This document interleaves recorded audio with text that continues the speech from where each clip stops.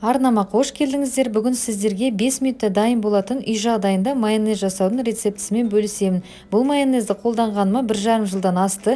Ең бастысы құрамында зиян қоспалары жоқ. Таңдауыңызға қарай сапасы жоғары сұйық май немесе олив майын қолдансаңыз болады. Бұл жерде ең маңыздысы погружной блендердің болуы қажет.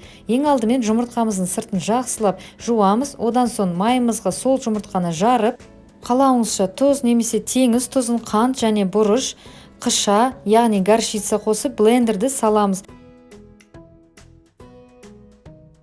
Бұл жерде ең маңыздысы тағы да майонез көрінбей блендерді көтермейміз.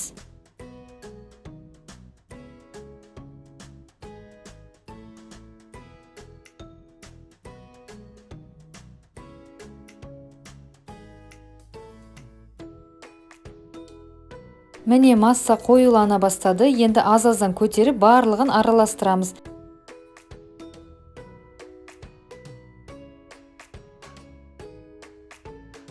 Майонезіміз дайын. Кез келген салаттарға қолдансаңыз болады. Ас болсын.